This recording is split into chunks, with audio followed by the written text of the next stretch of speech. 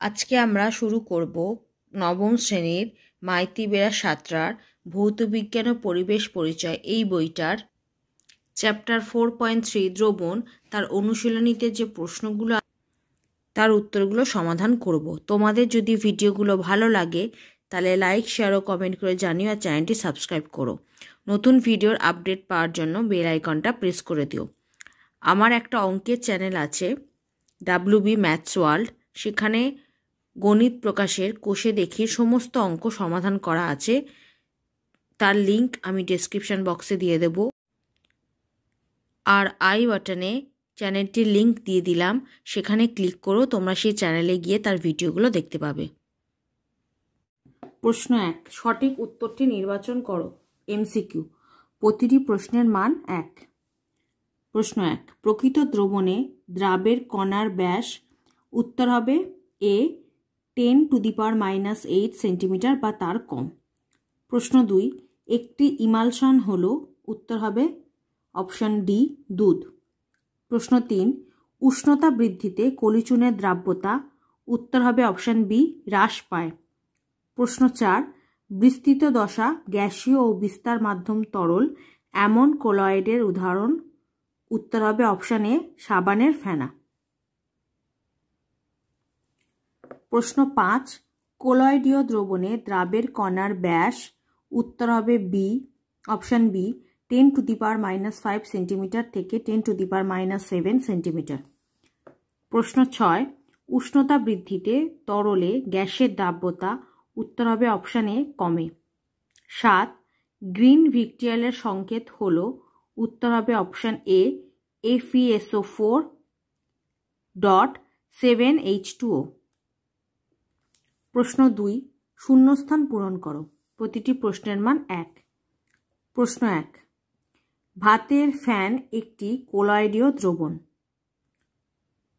প্রশ্ন 2, প্রকৃত দ্রবণ সমসত্ব হয়। প্রশ্ন 3, উষ্ণতা বৃদ্ধিতে জলে গ্যাসীয় পদার্থের দ্রাব্যতা কমে। প্রশ্ন 4, অসম্পৃক্ত দ্রবণ আরও দ্রাব গ্রহণ করতে পারে। প্রশ্ন 5, সোডিয়াম থায়োসালফেটের দানাকে উত্তপ্ত করলে স্বচ্ছ দ্রবণ উৎপন্ন হয়। প্রশ্ন 6, অ্যালকোহলে গালা দ্রবণ দ্রবীভূত করে কাঠের আসবাবপত্র বার্নিশ করা হয়। প্রশ্ন 7, প্রকৃত দ্রবণের দ্রাবের কণা ফিল্টার কাগজের মধ্য দিয়ে সহজেই যেতে পারে। প্রশ্ন 8, ভিটামিন বি কমপ্লেক্স হল তেল জাতীয় ইমালশন। প্রশ্ন 9, ভাতের ফ্যানের জল হল বিস্তার মাধ্যম এবং স্টার্চের কণা হল বিস্তৃত দশা। পরের প্রশ্ন, সত্য না মিথ্যা লেখো। প্রতিটি প্রশ্নের মান 1। প্রথম প্রশ্ন, গ্লোবার লবণের দ্রাব্যতা 0 ডিগ্রি সেলসিয়াস থেকে 32.4 ডিগ্রি সেলসিয়াস পর্যন্ত বৃদ্ধি পায়। এটা সত্য। প্রশ্ন 2, ডিটারজেন্ট একটি ইমালশন কারক। এটা সত্য। প্রশ্ন 3, প্রলম্বনে দ্রাবের কণাগুলি ফিল্টার কাগজ ভেদ করতে পারে। এটা মিথ্যা। প্রশ্ন 4, ডিএনএ জলে দ্রবীভূত করলে জলের মধ্যে সেগুলি বিভাজিত হয়ে ক্ষুদ্র বা বৃহৎ অণুতে পরিণত হয়। প্রশ্ন 4, অতি সংক্ষিপ্ত উত্তরধর্মী প্রশ্নাবলী। এখানেও প্রতিটি প্রশ্নের মান হচ্ছে 1। প্রথম প্রশ্ন, দ্রবণের অংশগুলি কি কি? দ্রবণের দুটি অংশ, একটা হচ্ছে দ্রাবক আর একটা হচ্ছে দ্রাবক। প্রশ্ন 2, প্রকৃত দ্রবণে দ্রাবের কণার ব্যাস কত? উত্তর হবে প্রকৃত দ্রবণে দ্রাবের কণার ব্যাস 10⁻⁻8 সেন্টিমিটার বা তার কম। প্রশ্ন 3, কোলয়েডীয় দ্রবণে কোলয়েডীয় কণার ব্যাস কত? উত্তর হবে কোলয়েডীয় দ্রবণে কোলয়েডীয় কণার ব্যাস 10⁻⁻5 সেন্টিমিটার থেকে 10⁻⁻7 সেন্টিমিটার। প্রশ্ন 4, প্রলম্বনে দ্রাবের কণার ব্যাস কত? উত্তর হবে প্রলম্বনে দ্রাবের কণার ব্যাস 10⁻⁻4 সেন্টিমিটার বা তার বেশি। প্রশ্ন 5, একটি ইমালশনের উদাহরণ দাও। একটি ইমালশনের উদাহরণ হলো দুধ। প্রশ্ন 6, জীবাণুনাশক হিসাবে ব্যবহৃত হয় এমন একটি ইমালশনের নাম লেখো। উত্তর হবে জীবাণুনাশক হিসাবে ব্যবহৃত হয় এমন একটি ইমালশনের নাম হলো ডেটল। প্রশ্ন 7, উষ্ণতা বৃদ্ধিতে দ্রাব্যতা কমে এমন একটি পদার্থের নাম লেখো। উত্তর, উষ্ণতা বৃদ্ধিতে দ্রাব্যতা কমে এমন একটি পদার্থের নাম হলো কলিচুন। প্রশ্ন 8, গ্লোবাল লবণের সংকেত লেখো। উত্তর, গ্লোবাল লবণের সংকেত হলো Na2SO4.10H2O। প্রশ্ন 9, জল ছাড়া অন্য একটি দ্রাবকের নাম লেখো। উত্তর, জল ছাড়া অন্য একটি দ্রাবকের নাম হলো নাইট্রোজেন। পরের প্রশ্ন, বাম স্তম্ভের সঙ্গে ডান স্তম্ভ মেলা। এ, কোলয়েডীয় কণার ব্যাস, এটা হবে 2 নম্বর 10⁵ সেন্টিমিটার থেকে 10⁷ সেন্টিমিটার। বি, প্রলম্বনে কণার ব্যাস, এটা হবে 3 10⁻⁻4 সেন্টিমিটার বা তার বেশি। সি, উষ্ণতা বৃদ্ধিতে কলিচুনের দ্রাব্যতা, এটা হবে 4 হ্রাস পায়। ডি, উষ্ণতা বৃদ্ধিতে NaCl এর দ্রাব্যতা, এটা হবে 1, প্রায় একই থাকে। পরের প্রশ্ন, সংক্ষিপ্ত উত্তরধর্মী প্রশ্নাবলী, প্রতিটি প্রশ্নের মান 2। প্রশ্ন 1, প্রকৃত দ্রবণ কাকে বলে? Page number 96। এখান থেকে লিখব, যখন কোনো দ্রাবকে কোনো দ্রাবের কণাগুলি বিভাজিত হয়ে 10⁻⁸ সেন্টিমিটার ব্যাসের কিংবা আরও ছোট কণায় পরিণত হয়ে দ্রাবকের অণুর মাঝে স্থান নিয়ে দ্রাবকের সঙ্গে ওতপ্রোতভাবে মিশে স্বচ্ছ সমসত্ব ও স্থায়ী মিশ্রণ উৎপন্ন করে, তখন সেই মিশ্রণকে প্রকৃত দ্রবণ বলে। এখান থেকে এতটা। প্রশ্ন 2, কলয়েডীয় দ্রবণ কাকে বলে? Page number 96। একদম শেষে লেখা আছে, দেখো, যখন কোনো দ্রাবকের মধ্যে অন্য কোনো অদ্রাব্য পদার্থের সূক্ষ্ম কণা ব্র্যাকেটে 10⁻⁻5 সেন্টিমিটার থেকে 10⁻⁷ সেন্টিমিটার ব্যাসের প্রলম্বিত অবস্থায় ইতস্তত ঘুরে বেড়ায়, অথচ দ্রবীভূত না হয়ে একটি অস্বচ্ছ এবং অসমসত্ব মিশ্রণ উৎপন্ন করে, যে তার পরের পাতায় মিশ্রণ থেকে কণাগুলি ফিল্টার কাগজের মধ্যে দিয়ে সহজেই যেতে পারে কিন্তু পার্চমেন্ট কাগজের মধ্য দিয়ে যেতে পারে না, তখন সেই অস্বচ্ছ অসমসত্ব স্থায়ী মিশ্রণকে কলয়েডীয় দ্রবণ বলে। সাথে আমরা উদাহরণটাও দিয়ে দেব। ভাত তৈরি করার সময় আমরা যে ফ্যান পাই তা একটি কলয়েডীয় দ্রবণ। গরম জলে বার্লি মিশিয়ে যে মিশ্রণ পাই সেটিও কলয়েডীয় দ্রবণ। কাকে বলে যেহেতু জিজ্ঞেস করেছে, তার সাথে উদাহরণটাও দিয়ে দেবো। এর উত্তরটা হচ্ছে 96 পেজে একদম শেষ থেকে 97 এত অবধি লিখে দিতে হবে। আর আগের যে প্রশ্নটা আমরা বললাম উত্তর, যে প্রকৃত দ্রবণ কাকে বলে, তার সংজ্ঞাটা তো এখান থেকে এতটা লিখবে, সাথে তার উদাহরণটাও লিখে দেবে যেটা নিচে আছে। আমরা জলে চিনি গুলে যে শরবত তৈরি করি তা একটি প্রকৃত দ্রবণ। প্রকৃত দ্রবণ কাকে বলে তার উত্তরের সাথে উদাহরণটা দিয়ে দেবে।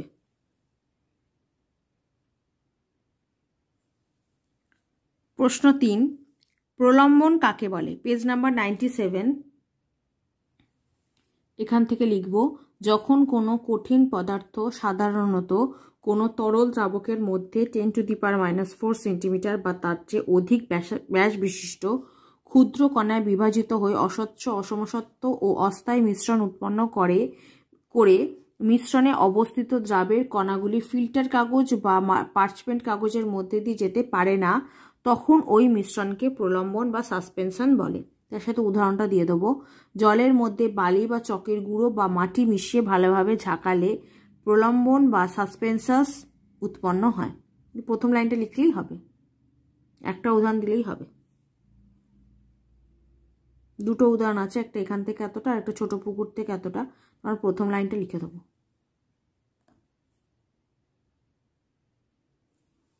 প্রশ্ন 4, প্রকৃত দ্রবণের দুটি বৈশিষ্ট্য লিখো। Page number 96। প্রকৃত দ্রবণের উদাহরণের পরেই প্রকৃত দ্রবণের বৈশিষ্ট্য দেওয়া আছে, 5খানা বৈশিষ্ট্য দেওয়া আছে। এর মধ্যে আমরা যে কোনো দুটো বৈশিষ্ট্য লিখে দেবো।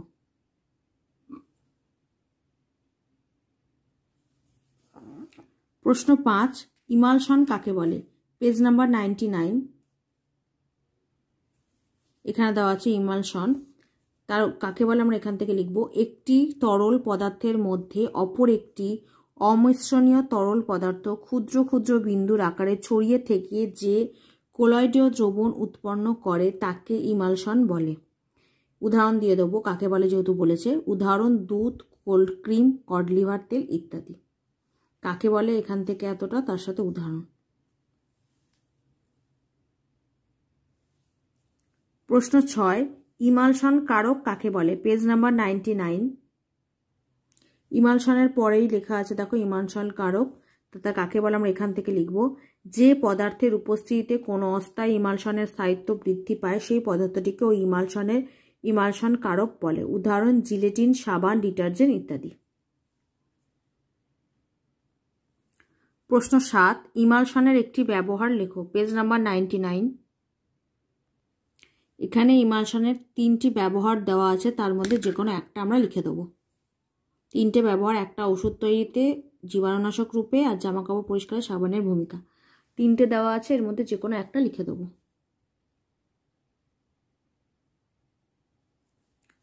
প্রশ্ন 8, দ্রাব্যতা কাকে বলে? Page number 99। একদম শেষে দেওয়া আছে দেখো, নির্দিষ্ট উষ্ণতায় 100 গ্রাম দ্রাবক সর্বাধিক যত গ্রাম দ্রাব দ্রবীভূত করে সেই সংখ্যাকে ওই উষ্ণতায় ওই পরের পেজে দ্রাবের দ্রাব্যতা বলে। অর্থাৎ কোনো নির্দিষ্ট উষ্ণতায় 100 গ্রাম দ্রাবককে সম্পৃক্ত করার জন্য যত গ্রাম দ্রাবের প্রয়োজন হয় পদার্থটির দ্রাব্যতা সেই উষ্ণতায় তত গ্রাম সংখ্যা। এত অবধি লিখে দেবো দ্রাব্যতা কাকে বলে উত্তর। প্রশ্ন 9, সম্পৃক্ত দ্রবণ কাকে বলে? Page number 103।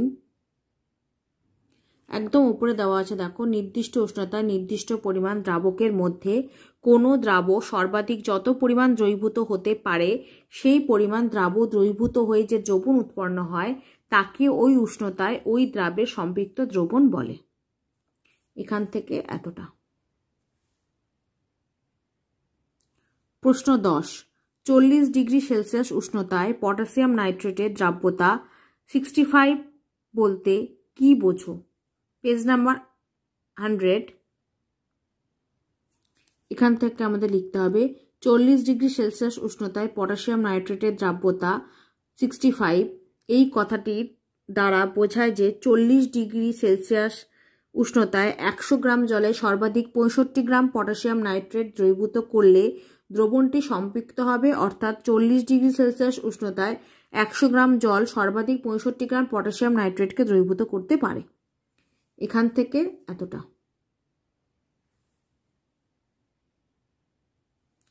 প্রশ্ন 11, অসম্পৃক্ত দ্রবণ কাকে বলে? Page number 102। এখানে দেওয়া আছে দেখো, নির্দিষ্ট উষ্ণতায় যে দ্রবণ আরও দ্রাবক গ্রহণ করতে পারে এবং দ্রাবক গ্রহণ করার সঙ্গে সঙ্গে যার ঘনত্ব বেড়ে যায় তাকে ওই উষ্ণতায় ওই দ্রাবের অসম্পৃক্ত দ্রবণ বলে। এখান থেকে এতটা। প্রশ্ন 12, অতিপৃক্ত দ্রবণ কাকে বলে? Page number 103। এখানে দেওয়া আছে দেখো, অতিপৃক্ত দ্রবণ কাকে বলে? কোনো নির্দিষ্ট উষ্ণতায় কোনো দ্রবণের সম্পৃক্ত অবস্থায় যে পরিমাণ দ্রাব থাকা উচিত কোনো বিশেষ অবস্থায় ওই দ্রবণে তার চেয়ে বেশি পরিমাণ দ্রাব দ্রবীভূত থাকলে সেই দ্রবণকে ওই উষ্ণতায় অতিপৃক্ত দ্রবণ বলে। এখান থেকে এতটা। প্রশ্ন 13, কেলাসন কাকে বলে? Page number 104। এখানে দেওয়া আছে দেখো কেলাসন, তা লিখব যে সকল পদ্ধতির দ্বারা কোনো পদার্থের কেলাস প্রস্তুত করা হয় সেগুলিকে কেলাসন বা স্ফটিকীকরণ বলে। এখান থেকে এতটা।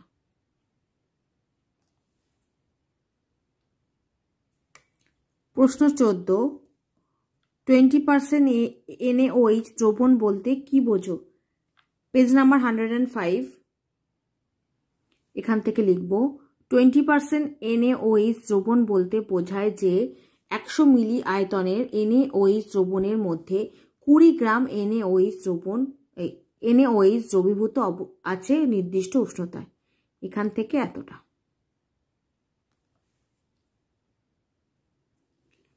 প্রশ্ন 15, 25 গ্রাম পার লিটার NaOH দ্রবণ বলতে কি বোঝো? এর উত্তর হবে 25 গ্রাম পার লিটার NaOH দ্রবণ বলতে বোঝায় 1 লিটার দ্রবণে 25 গ্রাম NaOH দ্রবীভূত অবস্থায় রয়েছে। তাহলে কি বললাম? 25 গ্রাম পার লিটার NaOH দ্রবণ বলতে বোঝায় 1 লিটার দ্রবণে 25 গ্রাম NaOH দ্রবীভূত অবস্থায় আছে। প্রশ্ন 16, ব্যাপন কাকে বলে? Page number 105। একদম শেষে দেখো দেওয়া আছে, একটি পদার্থের অন্য একটি পদার্থের ভেতরে স্বাভাবিক বা শত অনুপ্রবেশকে ব্যাপন বলে। এখান থেকে এতটা।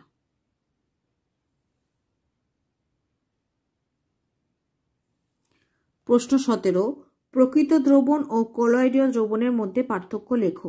Page number 98। এখানে দেখো প্রকৃত দ্রবণ, কলয়েডীয় দ্রবণ ও প্রলম্বনের তুলনা দেওয়া আছে। তো আমাকে প্রকৃত দ্রবণ আর কলয়েডীয় দ্রবণের পার্থক্য চেয়েছে, তাহলে আমরা এই দুটো পার্থক্য লিখে দেবো। 5টা করে পয়েন্ট আছে, লিখে দেবো।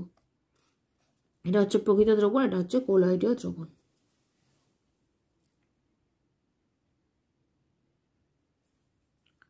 প্রশ্ন 18, তরলে গ্যাসের দ্রাব্যতার ওপর উষ্ণতা এবং চাপের প্রভাব লেখো। Page number 100। এখানে দেওয়া আছে দেখো, তরলে গ্যাসের দ্রাব্যতার ওপর উষ্ণতা এবং চাপের প্রভাব। তো 1 নম্বর পয়েন্ট হচ্ছে উষ্ণতার প্রভাব, আর পরের পেজে 2 নম্বর পয়েন্ট হচ্ছে চাপের প্রভাব। এই দুটো পয়েন্ট লিখে দিতে হবে। 1, উষ্ণতার প্রভাব। উষ্ণতা বৃদ্ধিতে তরলে গ্যাসের দ্রাব্যতা কমে এবং উষ্ণতা হ্রাসে দ্রাব্যতা বাড়ে।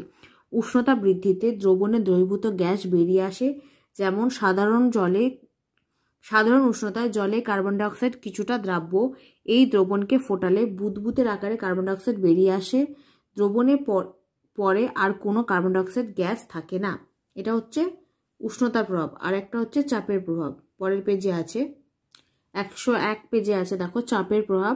চাপের পরিবর্তনে তরলের মধ্যে গ্যাসের দ্রাব্যতার পরিবর্তন হয়। চাপ বাড়ালে তরলের মধ্যে গ্যাসের দ্রাব্যতা বৃদ্ধি পায় এবং চাপ কমালে গ্যাসের দ্রাব্যতা কমে যায়। এই দুটো আমরা লিখব, যে তরলে গ্যাসের দ্রাব্যতার উপর উষ্ণতা ও চাপের প্রভাব। এই দুটো পয়েন্ট লিখে দেবো। প্রথমটা হচ্ছে উষ্ণতার প্রভাব, তারপরটা হচ্ছে চাপের প্রভাব। পরের প্রশ্ন, ব্যাখ্যামূলক সংক্ষিপ্ত উত্তরধর্মী প্রশ্নাবলী। প্রতিটি প্রশ্নের মান 3। প্রশ্ন 1, উদ্বায়ী দ্রাবকের ক্ষতিকারক প্রভাব উল্লেখ করো। Page number 106।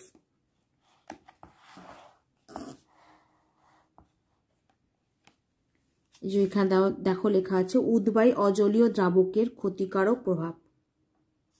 এটাই আমরা লিখব। অজলীয় কথাটা বাদ দিয়ে দেব। উদ্বায়ী দ্রাবকের ক্ষতিকর প্রভাব। আমরা বিভিন্ন কাজে যে উদ্বায়ী দ্রাবক ব্যবহার করে থাকি তা দ্রুত বাষ্পীভূত হয়ে বাতাসে মিশে যায়। অজলীয় কথাটা বাদ দিয়ে দেবো, যেহেতু আমাদের দেয়নি প্রশ্নে। শ্বাসকার্যের সময় বাতাসের সঙ্গে এই দ্রাবকের বাষ্প আমাদের শরীরে প্রবেশ করে এবং নানা শারীরিক সমস্যার সৃষ্টি করে। এদের প্রভাবে শ্বাসকষ্ট, মাথা ধরা, গা বমি বমি করা ইত্যাদি উপসর্গ দেখা যায়। অ্যামোনিয়াম হাইড্রোক্সাইডের বাষ্প চোখে লাগলে চোখ জ্বালা করে। যেহেতু এখানে অজলীয় কথাটা লেখা নেই প্রশ্নে, তাই জন্য আমরা এখানে অজলীয় কথাটা লিখবো না, আর এখানে একবার অজলীয় আছে, এটা লিখবো না। এই দুটো বাদ দিয়ে বাকি পুরোটা লিখে দেবো। প্রশ্ন 2, খাদ্য লবণের সম্পৃক্ত দ্রবণ প্রস্তুত করবে কিভাবে? Page number 103। এই যেখানে দেওয়া আছে দেখো, ঘরের উষ্ণতায় খাদ্য লবণের সম্পৃক্ত দ্রবণ প্রস্তুতি। এটাই হবে উত্তর। এখান থেকে এতটা লিখে দেবো। একটি বিকারে ঘরের উষ্ণতায় কিছু জল নিয়ে জলের মধ্যে অল্প অল্প করে খাদ্য লবণ মিশিয়ে একটি কাঁচদণ্ড দিয়ে নাড়া হলো। একসময় দেখা যাবে কিছু লবণ দ্রবীভূত হওয়ার পর আর লবণ দ্রবীভূত হচ্ছে না। এই অবস্থায় দ্রবণটি ফিল্টার করলে লবণের যে বর্ণহীন দ্রবণ পাওয়া যাবে তাই হলো ঘরের উষ্ণতায় খাদ্য লবণের সম্পৃক্ত দ্রবণ। এখান থেকে এতটা। প্রশ্ন 3, ফিটকিরির কেলাস প্রস্তুত করবে কিভাবে? Page number 104। এখানে দেওয়া আছে দেখো, ফিটকিরি কেলাস প্রস্তুতি। এখান থেকে এতটা। একটি বিকারে কিছুটা জল নিয়ে বুনসেন বার্নার দিয়ে উত্তপ্ত করা হলো এবং সঙ্গে সঙ্গে ওই জলে ফিটকিরি চূর্ণ যোগ করে ভালোভাবে নাড়া হলো। ফিটকিরি চূর্ণ ক্রমান্বয়ে মেশাতে থাকলে এক সময় ফিটকিরি আর দ্রবীভূত না হয়ে পাত্রের তলায় থিতিয়ে পড়বে। উপরে স্বচ্ছ দ্রবণটি ওই উষ্ণতায় ফিটকিরি সম্পৃক্ত দ্রবণ উপর থেকে স্বচ্ছ দ্রবণকে ফিল্টার করে অন্য পাত্রে নিয়ে ধীরে ধীরে ঠান্ডা করলে ফিটকিরির কেলাস পাওয়া যায়। এই কেলাস দ্রবণ থেকে ছেঁকে শুকনো করা হয়। কেলাসনের মুহূর্তে দ্রবণ প্রকৃতপক্ষে কিছুটা অতিরিক্ত হয়। এখান থেকে এতটা কিভাবে ফিটকিরি কেলাস প্রস্তুত করা হয় তার উত্তর। প্রশ্ন 4, বীজ কেলাস কি, এর একটি ব্যবহার উল্লেখ করো। Page number 104। এই যে এখানে যে বীজ কেলাস যে প্যারাটা আছে সেটার পুরোটা লিখে দেবো। অনেক সময় নির্দিষ্ট তাপমাত্রায় সম্পৃক্ততার মাত্রা অতিক্রম করা সত্ত্বেও দ্রবণ থেকে দ্রাবটির কেলাসিত হয় না। সেই সকল ক্ষেত্রে বাইরে থেকে ওই দ্রাব্য পদার্থটির একটি ছোট কেলাস দ্রবণে যোগ করলে কেলাসন দ্রুত হয়। বাইরে থেকে যোগ করা ওই কেলাসকে বলে বীজ কেলাস বা সিড ক্রিস্টাল। এটা হচ্ছে বীজ কেলাস কি তার উত্তর। আর এর একটি ব্যবহারে আমরা লিখে দেবো। এর একটি বীজ কেলাসের একটি ব্যবহার হলো চিনির শিল্প উৎপাদনে বীজ কেলাস প্রয়োগ করা হয় এবং এই ঘটনাকে অতিবৃদ্ধি বা সিডিং বলা হয়। এখান থেকে এতটা হচ্ছে বীজ কেলাস কি তার উত্তর। আর ব্যবহার হচ্ছে লাইনটা, লাস্ট লাইনটা হচ্ছে ব্যবহার বীজ কেলাসের, আর তার সাথে ছবিটা এঁকে দেবো।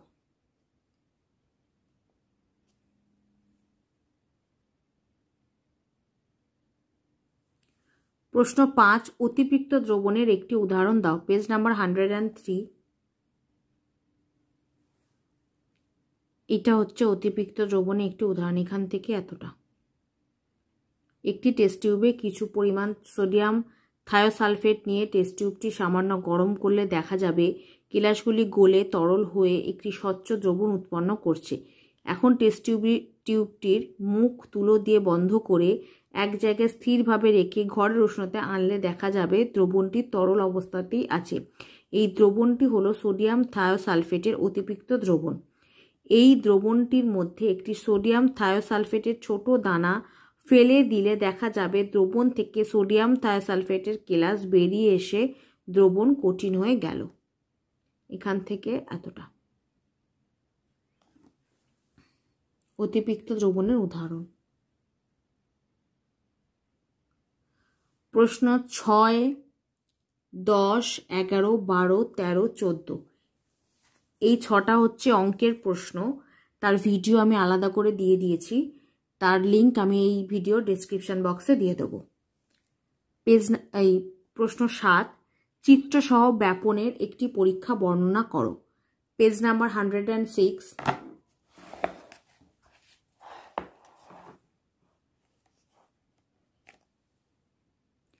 এই যে এখানে দেওয়া আছে, দেখো ব্যাপনের পরীক্ষা, এটা লিখতে হবে এখান থেকে এতটা। আর তার সাথে যেহেতু ছবি বলে চিত্রসহ বলেছে, এই ছবিটা আঁকতে হবে। একটি কাঁচের বিকারে কয়েকটি পটাশিয়াম পারম্যাঙ্গানেটের দানা নাও। এবার বিকারটিতে খুব ধীরে ধীরে জল ঢেলে বিকারটি জলপূর্ণ করো এবং বিকারটিকে স্থির অবস্থায় রাখো। ভালোভাবে লক্ষ্য করলে দেখবে পটাশিয়াম পারম্যাঙ্গানেটের বেগুনি বর্ণের কণাগুলি জলে মিশে জলের মধ্যে ছড়িয়ে পড়ছে। বেশ কিছুক্ষণ পর দেখা যাবে যে বিকারের সমস্ত জল বেগুনি বর্ণ ধারণ করেছে, অর্থাৎ জলের মধ্যে পটাশিয়াম পারম্যাঙ্গানেটের ব্যাপন হয়েছে। এখান থেকে এতটা লিখবো আর এই ছবিটা এঁকে দেবো। প্রশ্ন 8, দ্রাব্যতা লেখ কি, এই লেখের বৈশিষ্ট্য কি। Page number 101। এই যে দেখো এখানে দেওয়া আছে দ্রাব্যতা লেখ কি। এখান থেকে এতটা হচ্ছে তার উত্তর। ছক কাগজে এক্স অক্ষ বরাবর দ্রবণের উষ্ণতা এবং ওয়াই অক্ষ বরাবর পদার্থের দ্রাব্যতাকে নির্দেশ করে বিভিন্ন উষ্ণতায় দ্রাব্যতা নির্দেশক বিন্দুগুলি বসিয়ে পরপর যোগ করলে যে লেখচিত্র পাওয়া যায় তাকে দ্রাব্যতা লেখ বলে। তার দ্রাব্যতা লেখ কি, তার উত্তর হচ্ছে এখান থেকে এতটা। দ্রাব্যতা লেখের বৈশিষ্ট্যগুলি হল: 1, দ্রাব্যতা লেখ থেকে একই উষ্ণতায় বিভিন্ন পদার্থের দ্রাব্যতা তুলনা করা যায়। 2, বাস্তব পরীক্ষা ছাড়াও লেখচিত্র থেকে কোনো দ্রব্যের বিভিন্ন উষ্ণতায় দ্রাব্যতা জানা যায়। 3.